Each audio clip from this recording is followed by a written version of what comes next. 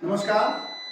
आज हम हमारे बोर्ड में जो बहुत महत्वपूर्ण प्रश्न हैं उसका समझने की कोशिश कर रहे हैं। ईथर बनाने की प्रयोगशाला विधि। तो ईथर बनाने की जो प्रयोगशाला विधि है इसे हम विलियमसन की निरंतर ईथरीकरण विधि कहते हैं। सबसे पहला प्रश्न तो यही बनता है कि ईथर बनाने की प्रयोगशाला विधि को विलियमसन की निरंतर ईथरीकरण विधि या केवल निरंतर ईथरीकरण विधि क्यों कहते हैं। 2 नंबर इसके बाद और भी 2 नंबर का क्वेश्चन बनेगा जो हम इसके बाद देखेंगे। सबसे पहले देखते हैं कि ईथर को प्रयोगशाला में कैसे बनाया जाता है। तो ईथर को प्रयोगशाला में बनाने के लिए हमें 2 अभिकर्मकों की जरूरत है। एक एथेनॉल या एथिल अल्कोहल C2H5OH, दूसरा सल्फ्यूरिक एसिड H2SO4 शामिल होना चाहिए। तो सबसे पहले क्या होता है, 110 डिग्री सेंटीग्रेड पर एथिल अल्कोहल के एक मॉलिक्यूल से सांद्र सल्फ्यूरिक अम्ल क्रिया करता है। सांद्र सल्फ्यूरिक अम्ल क्रिया क्या करता है, एक्चुअली सांद्र सल्फ्यूरिक अम्ल निर्जलीय कारक है, ये उसमें से वाटर निकाल देता है, पानी निकाल देता है। तो इस प्रकार ये OH और H वाटर मॉलिक्यूल्स में कन्वर्ट हो जाते हैं और ये C2H5HSO4 के साथ एथिल हाइड्रोजन सल्फेट बना देता है। ये एक माध्यमिक यौगिक है। जैसे ही ये एथिल हाइड्रोजन सल्फेट बनता है वैसे ही ये एथिल अल्कोहल के दूसरे अणु है।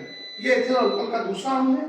मैंने इसको थोड़ा सा रासायनिक समीकरण की सुविधा के लिए अपोजिट लिखा है HO2+5। इससे क्या करता है, जो इसने यहाँ अपना H ऊपर दिया है वो H वापस यहाँ ले लेता है और ये H वापस HSO4 के साथ मिलकर H2SO4 बना लेता है और C2H5 और C2H5 मिलकर C2H5 और C2H5 मींस डायएथिल ईथर या एथॉक्सी एथेन IUPAC नाम ये बना लेता है।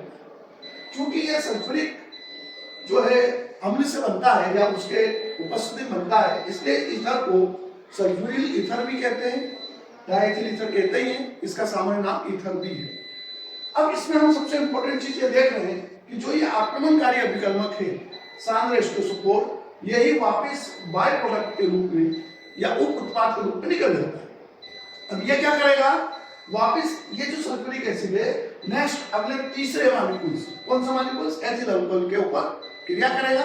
सपोज करो कि तीसरा है, फिर अब उसमें क्रिया करेगा, फिर ये क्रिया दोहराएगा, 110 डिग्री सेंटीग्रेड पर एथिल हाइड्रोजन सल्फेट बनाएगा, वाटर मॉलिक्यूल्स फिर बन जाएगा। फिर ये ethyl hydrogen sulphate ethyl alcohol के चौथे मॉलिक्यूल से क्रिया करके वापस दूसरा ईथर अणु बना देगा और खुद वापस निकल जाएगा। मतलब ये चेन अभिक्रिया चलती रहेगी और सल्फ्यूरिक अम्ल के कुछ ही अणु एथिल अल्कोहल के कई अणुओं को ईथर में बदल देंगे। क्योंकि ये क्रिया बहुत ज्यादा चलती रहेगी, निरंतर चलती रहेगी, इसीलिए इस विधि को विलियमसन की निरंतर ईथरीकरण विधि कहते हैं। तो ये तो एक पहला टॉपिक है कि विलियमसन की निरंतर ईथरीकरण विधि ये क्यों कहलाती है।